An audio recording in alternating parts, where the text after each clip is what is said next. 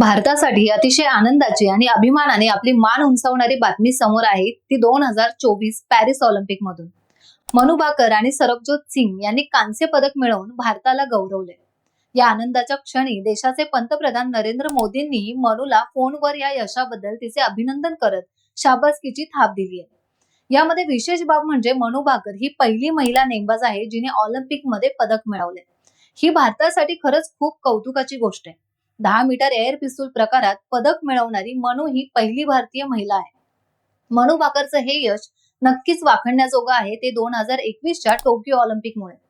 2021च्या Tokyo ऑलिम्पिकमध्ये पात्रता फेरीत मनूला 55 मिनिटात 44 शॉट मारायचे होते, पण नेमकं मध्येच तिचं पिस्तूल खराब झालं आणि ती केवळ 20 मिनिटात 14 शॉट मारू शकली आणि ती पात्रतेच्या फेरीतूनच बाद झाली। अर्थात अशा पद्धतीने ऑलिम्पिक मधून बाहेर पडणं मनूच्या खूप जिव्हारी लागलं। ते एवढं की तिने तेव्हा परदेशी जाऊन फॅशन डिझायनिंगचं शिक्षण घ्यायचं ठरवलं होतं, पण तिचं तिथेही मन रमलं नाही। तिची ओढ ही नेमबाजीकडेच होती। टोकियो ऑलिम्पिक नंतर मनूच्या आईने लपवून ठेवलेलं पिस्तूल पुन्हा एकदा बाहेर काढलं आणि मनूनेही पुनश्च हरिओम करत तिचे प्रशिक्षक जसपाल राणा यांच्या मदतीने नव्याने सुरुवात केली। मनू ही मूळची हरियाणाची। तिची आई एका शाळेच्या मुख्याध्यापिका होत्या। त्यांना अगदी मनू लहान असल्यापासूनच तिने डॉक्टर व्हावं असं फार वाटायचं। मनू ही अभ्यासात फार हुशार होती, पण तिने खेळातच पुढे जावं, ती क्रीडा क्षेत्रात भारताला नक्कीच सुवर्ण क्षण दाखवू शकेल हा विश्वास तिच्या पीटीच्या शिक्षकांना अनिल झाकड यांना होता। त्यांच्या सल्ल्यानेच तिच्या पालकांनीही तिला यासाठी प्रोत्साहन दिलं। सुरुवातीला मनू तिच्या भावाप्रमाणे बॉक्सिंग मध्ये पुढे जाण्याचा विचार करत होती, पण तिचा बॉक्सिंग करताना एकदा डोळ्याला चांगलीच दुखापत झाल्यानंतर तिच्या आईने तिला बॉक्सिंग करण्यास नकार दिला। तिनेही बॉक्सिंग सोडलं।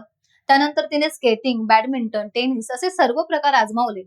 त्यानंतर ती नेमबाजीत नक्कीच पुढे जाऊ शकेल असा तिला आणि तिच्या पालकांपासून प्रशिक्षकांनाही विश्वास बसला आणि तिचा नेमबाजीतील पुढील प्रवास सुरू झाला।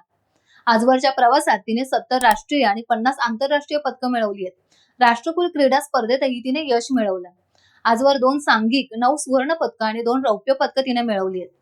आज वयाच्या 22व्या वर्षी तिने भारताला नेमबाजीत कांस्य पदक मिळवून जागतिक स्तरावर भारताची मान अभिमानाने उंचावली। टाइम्स डिजिटलला लाईक करा, सबस्क्राईब करा, शेअर करा आणि बेल आयकॉन दाबायला विसरू नका।